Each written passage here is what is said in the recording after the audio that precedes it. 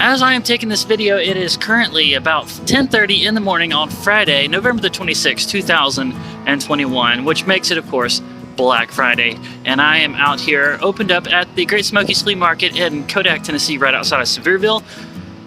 I thought, being Black Friday, I was going to do some good business out here, but it appears as though I was wrong, at least a very slow start. So this is a good opportunity for me to do a little talking video. This one has been floating around in my head for a while now, and it is not going to be for everyone. So to keep things visually interesting, I'm going to take some time-lapse character drawing videos that I've collected and display them right here to keep things a little more visually interesting for the rest of you. So today's video is going to be me giving out some help and some suggestions to the new caricature artists coming into the business. Now, I have been doing this for going on 13 years. And trust me when I say I've been through it all.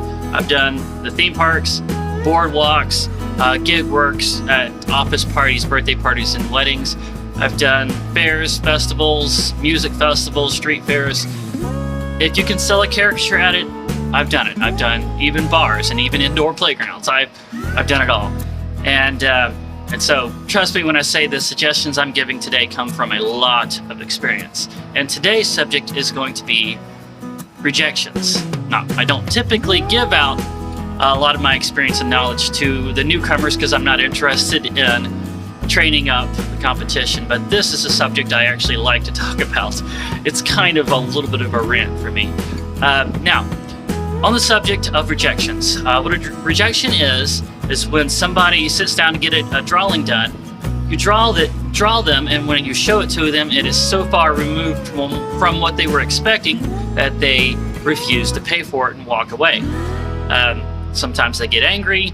There's usually some kind of attitude of snippiness that happens, but the result is always the same. You've lost that time that you spent on them, and it kind of hurts. As much as some artists like to say, and it is true, that in order for you to be a good artist, you're going to have to get a few rejections per year. A good handful of rejections per year. That means that you are being experimental, and you're exploring, and you're trying to grow. So yeah, that much is true, but it is still going to hurt. And you don't want rejections. There's a few reasons why you don't actually want rejections. Some artists will say you do, and it's a sign that you're growing, but you don't want rejections. And that is because it has an impact on your end of the day total. And we are in this to make money. We're trying to make a living. And when you're a retail caricature artist, your living is made on momentum. And by momentum, I'm talking about you've come into a fair or something, and things finally started warming up. Somebody has sat down to get a drawing. As you're drawing them, a couple walking by looks over and says, "That looks really cool," and they come over to watch. More people walk by and see that there's somebody getting a drawing done, and there's two people watching. So they come over, monkey see, monkey do. And before you know it, you've gathered up a little group watching. Somebody in that group decides they want to be next. They get in line. Somebody sees that somebody's in line, and they don't want to miss out. They're like, "Well, that looks like the line is going to form. I better get in it before it gets too long." Monkey see, monkey do. The line starts to form. That's called momentum. That is important. It's how you make a living as a caricature artist. So when you get that rejection, you don't just lose that 10 to 15 minutes it took you to do that drawing, or the $40 that you could have earned from it. You lose that momentum. Many of those people that were in that line are going to melt away like cotton candy into water. They just kind of float off. They disappear. And you find yourself getting a little gun shy because you don't get another rejection. So now you're slowing down. And some of the best artists that I know in the industry get a lot of rejections. All right, so don't take it as a reflection of how good of an artist you are. But as much as those artists say, "I like getting rejections, I think it's a good thing, it's a sign of growth, blah, blah, blah," they don't want rejections either. They're not going to tell you the truth about this. They don't want rejections either. Nobody wants rejections. You don't want rejections. You're going to lose that $40 you could have got from that drawing, and once you realize how much you've slowed down and how many people have dropped out of your line, and they're probably going to talk about it on Facebook and whatnot, that one rejection is probably going to cost you over $100 easily, probably more. So is there a way to tell when a rejection might happen? Can you see it coming, and are there tricks to be able to avoid it? Yeah, there is, and it took me a long time to learn these tricks, so pay attention. Okay, first off, when people are walking by your booth and you can hear them discussing with each other if they want to get a drawing or not. If you hear this phrase, "No, honey, I don't want to get this drawing. Don't want to get one of those because he's going to make me look weird. I think he's going to make me look bad.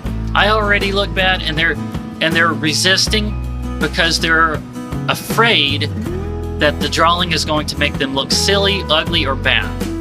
Right? A lot of times, a lot of these noobs out here are going to say, jump in there and do your hustle and try to change that person's mind. And I want to notice I'm saying person because it can be male or female. It does not matter with this. Self-conscious people come in any gender. Do not, let me stress this, jump in there and try to change this person's mind. Because if a self-conscious person that is apprehensive about getting a drawing is coerced into getting one by you or by their group, the chances are greatly increased that this person is not going to like the drawing once it is done. Okay, so there's clue number one. Don't try to hustle in an apprehensive, self-conscious person. Don't do it. Along those lines, if you're at something that's outdoors with all the walkways are dusty gravel, the sun's blazing, the wind is blowing, but yet this person that is walking by or walking up to your booth is perfectly done. Their clothes they look designer, and they've got on shiny shoes and the shiny hair, and everything's coiffed and perfectly lined and faded and all of this. This person is probably an Instagram model. This person is very conscious about their image, and it seems really out of place at a fair, right? Well, it should also seem very out of place sitting down to get a silly drawing done. I have gotten so many rejections by people that just look way too perfect. So when somebody like that comes up, and especially, let me stress this, if this person is by themselves, if this is a single person, male or female, again, doesn't matter. Somebody that is perfectly coiffed and done up and everything straight, makeup is perfect, sits down, and they're by themselves. I'm going to say at least 6-7 times out of 10, that person is going to reject the drawing. So when somebody like that comes up, you can draw them and it can be a success, but you're going to need to make it very, very clear from the start that this is not going to be a glamour shot. This is going to be a silly drawing. You will look exaggerated and cartoonish. You are not going to look pretty. Draw me pretty now. Just make it very clear of what, and even show them, say, look, these are the examples, this is my drawing style. You're going to look like this. You're going to be pulled, stretched, elongated, exaggerated. That is what the purpose of a caricature is. That is what you're going to look like. After all of that, if they still insist, I want to get a drawing done, just understand, there's still a pretty good chance that they're going to reject it. So, like I said, single people that look just way too perfect. Next, there are some phrases people will say as they're coming in. They're going towards the chair, they intend to sit down and get their drawing, but they say these phrases, and that will clue you in that they have a preconceived idea that because this is a drawing and not a photo, it's an opportunity for them to fix what they believe is wrong with them, to glam them up. And this is a very wrong idea, and you'll have to make it very clear that this is a wrong idea. Now, these phrases include things like, draw me younger, don't draw my wrinkles, don't draw my double chin, draw me pretty now, give me more hair. All of these phrases, and you'll hear them a lot. Trust me, you'll hear them a lot. When they're coming in and they're sitting down and they start giving you these instructions, you have to stop and make it very clear to them. This is not a glamour shot.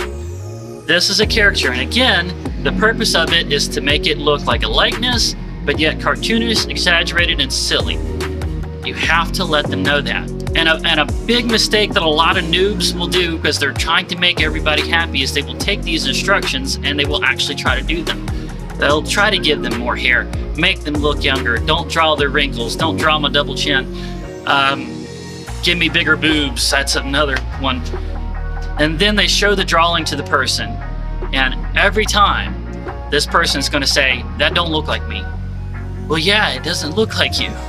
Then they'll refuse to pay for it for that reason. But if they sit down and they've given you all of these instructions and you draw them how you want to anyway and actually make it look like them, they'll probably reject it because they thought it was supposed to be flattering.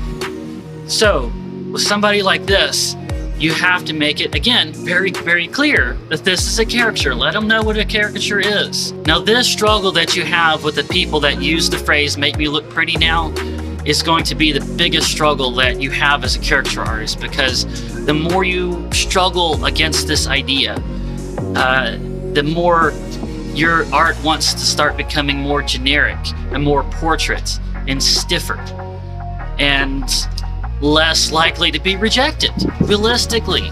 And you might even start cutifying and even actually getting good at doing the glam up shots. But understand, as a caricature artist, you got into the business because you love cartoon and exaggeration. You love the squash and the stretch and the imagination of it. And when you start giving in to these people and their ideas, artistically, it makes you start to die inside. So you have to fight back at this. And because of that, yes, as long as you're fighting back at this idea, you will be getting some rejections every year. And again, that's why I say some of the best artists I know get rejections a lot. By the way, I'm sure there are some caricaturists out there that actually watch this channel. So if you do, please add your voice down to the comments. I would love to hear what parts of this video you agree with and which parts you disagree with. So, all right, moving on. I'm gonna say something that is going to make some caricaturists out there a little upset, especially if you're the manager of a caricature company or over caricaturist. And that is this. Especially if it's your own booth. If it's a spot that you bought and paid for at a fair or festival, remember that is your business. And as an owner of your own business, you do have the freedom to refuse to draw someone if you really believe that it's going to be a problem.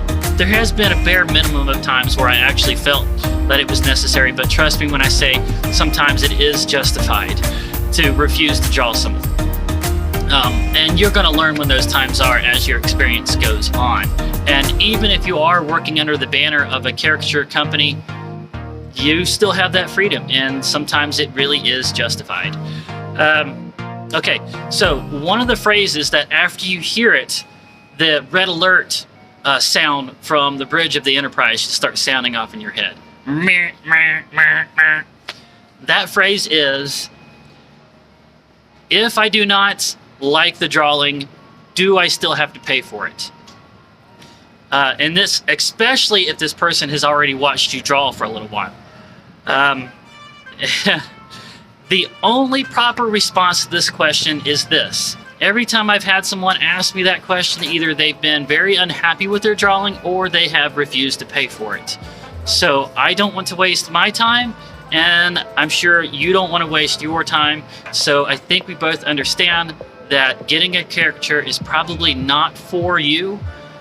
So if you do still insist on getting this drawing done, I'm going to have to ask you to pay for it in advance, and that sale is final. You will not be able to get your money back once the drawing is done. That is the only proper response. Be as polite as possible. Don't get snippy. Be as polite as possible, but that is really the only proper response whenever somebody asks you that question. And yeah, if things start to escalate and the back and forth really starts getting ugly from that point, that is an appropriate time to refuse to draw someone. Okay, another big clue is this phrase right here. I got my drawing done at this place, and it came out really bad. I did not like it. And then you ask them where this was. Now, if it's New York City, you really don't have anything to worry about, because there's something about New York City that produces a lot of really, really bad caricatures. But if they name off a theme park that's a year-round theme park, then you have something to worry about. If they say Busch Gardens or Hershey Park or Universal Studios or SeaWorld or one of those, then understand those theme parks keep their artists employed and busy all year round. A lot of them get very good, and whatever drawing, unless you're very, very experienced, whatever drawing you produce is probably not going to be any better than the other one that they had. And so you're going to have to make it clear at that point. You know, I got one at Universal, and it was terrible. They made me look ugly. You're going to have to stop and tell them, you got one at Universal.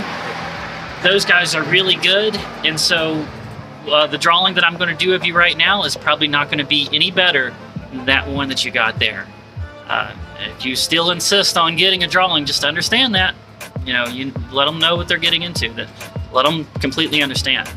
All right, I think that is kind of the theme that I've had going here. People come up, they're going to have a preconceived idea, but you just have to, you know, over and over, let them know, these are my examples. This is not a glamour shot. This is not to make you look younger, make you look prettier, make you look glammed up or cute, or, you know, anything like that. Is to make you look cartoonish, exaggerated, and yet keep a likeness. Now, a lot of people don't understand that.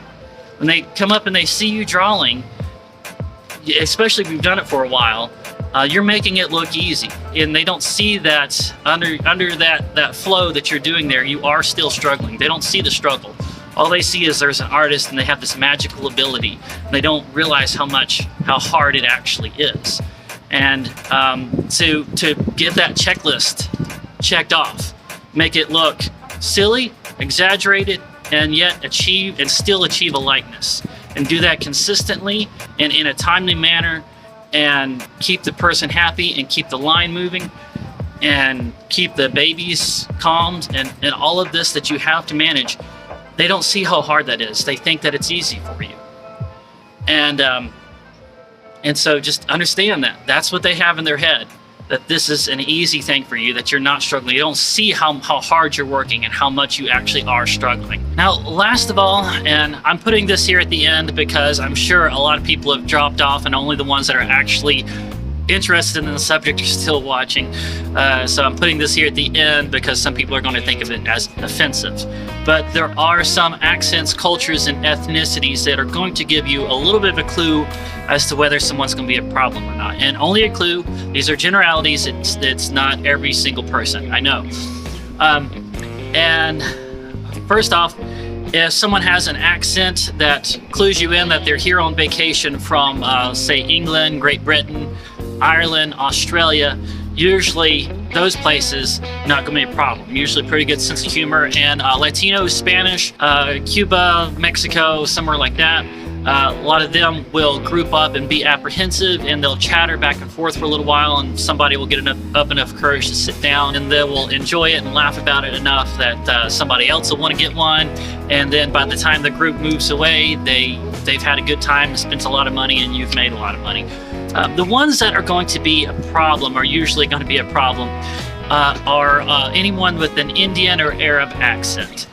And not typically the second generation. You can kind of tell the difference, but I'm talking about they have the very thick accent and the whole wearing a sari, and they have the bindi dot and all of it. Usually either they've just immigrated here first generation, or they're here on vacation. Now, I'm not sure exactly what it is. And yes, I do understand that Indian and Middle Eastern are very different. It's Muslim and Hindu, and they're very different. But this is one thing they do seem to have in common, and that is that it seems like in those parts of the world, drawing an unflattering picture of someone is a real insult. And the only thing I can figure is that out there's a lot of people that do realistic portraits, and that's kind of what they're expecting. They want it to be flattering and realistic. And so when they come up and they're like interested in getting a drawing done, you have to make it very clear. And it takes a minute for them to realize it. You have to really look them in the eye and say, this is not a portrait. And they're like, what do you mean? Say, not a portrait. These are caricatures. These are exaggerated and cartoonish. And you'll see them look back at the examples, and then it's like they realize that, oh, okay, so not a portrait. And then they get it. They're not stupid. They understand, it might take a second, but they'll get it. At that point, they might ask you, well, can you do portraits? Just stick to your guns. Let them know, no, I don't do portraits. These are caricatures. And at that point, if they say, well, okay, I do want to get a caricature, okay, fine, I'll get the caricature done. And so they'll sit down. Yes, draw a caricature at that point, but please keep the exaggeration to a minimum with this kind of person. Very symmetrical, very plain. Don't really do exaggerated poses or anything. It's very, very plain. And then once the drawing is done, they're probably still going to give you some kind of instruction. Can you add some color here? Can you change this over here? You fill this in a little more, or whatnot. I'm not sure exactly why they do this. I think it's like something in their culture where they feel like it's their job. If they're about to buy something and they have the ability to customize it somehow, they will. But usually after you've made that adjustment, they're usually happy and they're just fine. They'll go ahead and pay for it and they're happy. Okay, that is it. That is all of the experience and knowledge that I have in regards to rejections, how to see them ahead of time and try your best to avoid getting them. Guys, if you've enjoyed this, make sure to indicate so. Give me a good old thumbs up. Subscribe if you haven't already. Make sure to turn on notifications by hitting the bell and then selecting all notifications. And I will talk to you down in the comments. Once again, if you're a caricaturist, I am really looking forward to hearing your voice on this subject, and I look forward to seeing you in the next one.